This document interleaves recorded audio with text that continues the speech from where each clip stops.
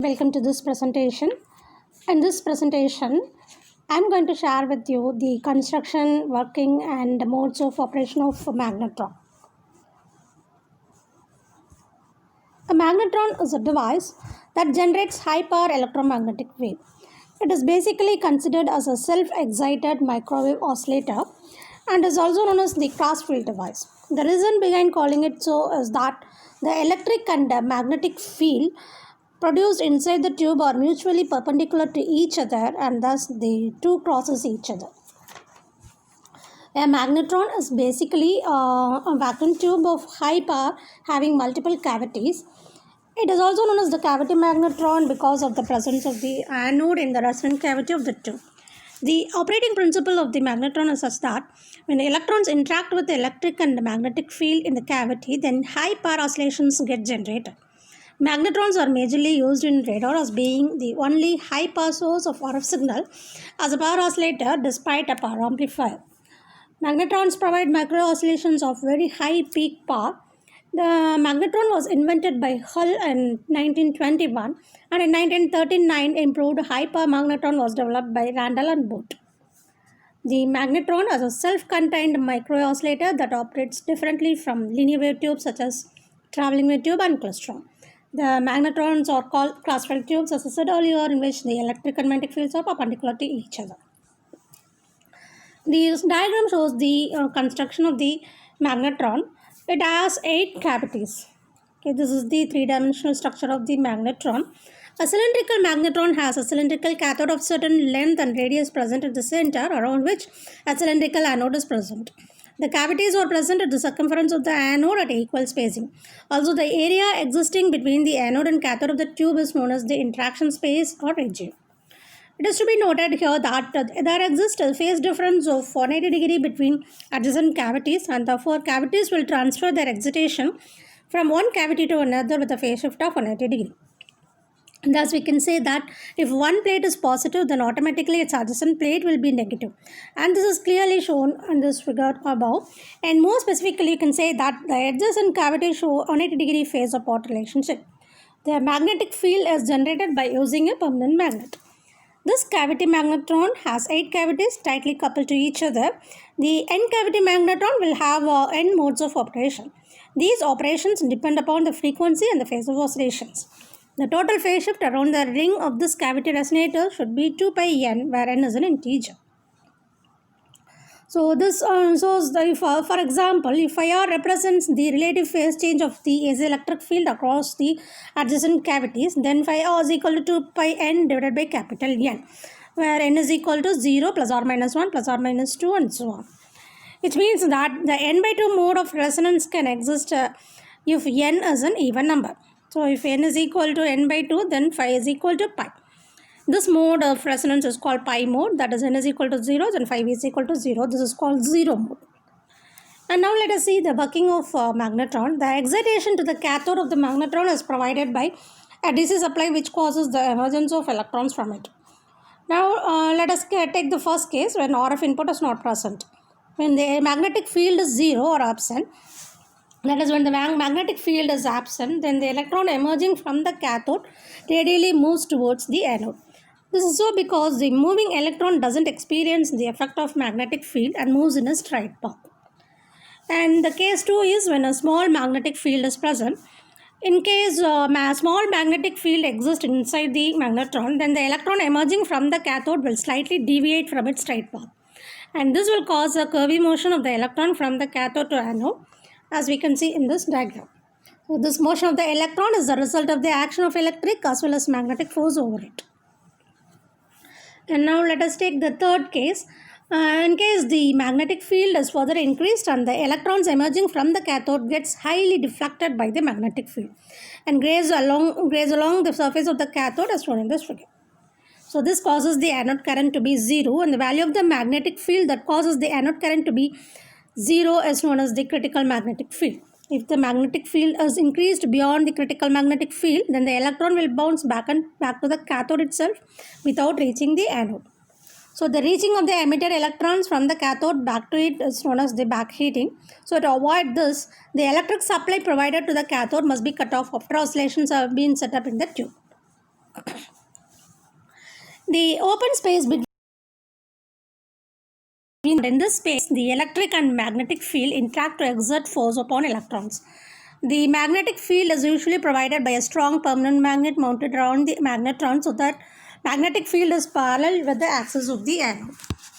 And the cylindrical magnetron consists of cylindrical cathode of finite length and radius A. At the center surrounded by a cylindrical anode of radius B.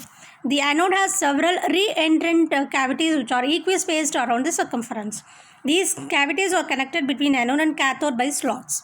So the DC voltage V0 is applied between the anode and the cathode, and the magnetic flux density B0 is maintained in positive attraction by an electromagnet. If the DC voltage V0 and the magnetic flux B0 are adjusted properly, then under the combined forces, the electrons follow the cylindrical or cycloidal path between the anode and cathode space. So the cycloidal path of the electrons under the balanced and electric and magnetic field strength will follow that particular path, and the path of the electron for various magnetic field strengths can be shown. And let us assume that the initial RF oscillations are present due to some noise transient. These oscillations are sustained by the operation of the device. There are three kinds of electrons emitted in this process whose actions are understood as electrons A, B and C in three different cases. Now let us take the first case. When oscillations are present, an electron A slows down transferring energy to oscillate. Such electrons that transfer their energy to the oscillations are called favored electrons, and these electrons are responsible for bunching effect. In this case another electron, say B, takes energy from the oscillations and increases its velocity. As and when this is done, it bends more sharply, it spends little time in the interaction space, and it returns to the cathode. These electrons are called as unfavored electrons. They don't participate in the bunching effect. Also, these electrons are harmful as they cause backheating. And let us take case 3. In this case, electron C, which is emitted on a little later and moves faster, it tries to catch up with electron A.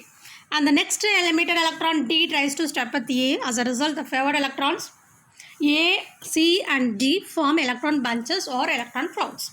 It is called phase focusing effect. So this diagram shows the paths traversed by electron in magnetron under pi mode of oscillations.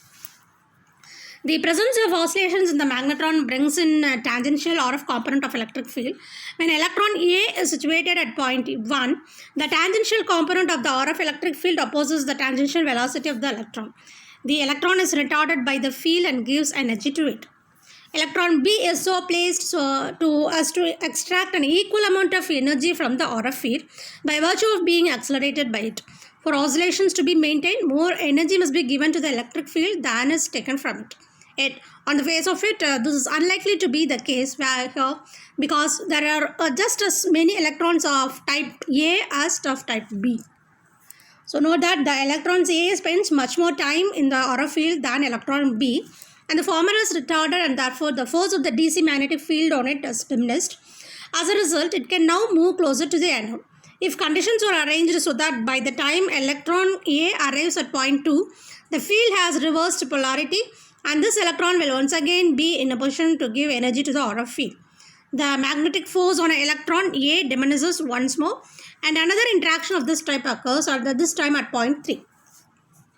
This assumes that at all times the electric field has reversed polarity each time this electron arrives at a suitable interaction position, and in this manner favored electrons spend a considerable amount of time in the interaction space and are capable of orbiting the cathode several times before eventually arriving at the anode. However, an electron of type B undergoes a totally different experience. It is immediately accelerated by the RF field, and therefore the force exerted on it by the DC magnetic field increases. This electron thus returns to the cathode even sooner than it would have in the absence of the RF field. It consequently spends a much shorter time in the interaction space than the other electron. Hence, although its interaction with the RF field takes as much energy from it as it was supplied by electron A, and there are far fewer interactions of the B type because such electrons are always returned to the cathode after one or possibly two interactions. On the other hand, type A electrons gives up energy repeatedly. It therefore appears that more energy is given to the RF oscillations than is taken from them, so that oscillations in the magnetron are sustained. And the only real effect of the unfavorable electrons is that they return to the cathode and tend to heat it, and thus giving it a dissipation of the order of 5% of the anode dissipation. This is known as the backheating and is not actually a total loss, because it is often possible in a magnetron to shut off the filament supply after a few minutes and just rely on the backheating to maintain the correct cathode temperature. Now let us see the bunching process. Suppose electron C contributes some energy to the aura field.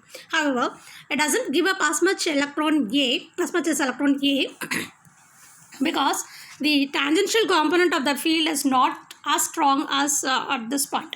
As a result, this electron appears to be somewhat less useful than electron A, but this is only at first. And electron C encounters not only a diminished tangential aura field but also a component of the radial aura field, and this has the effect of accelerating the electron radially outward.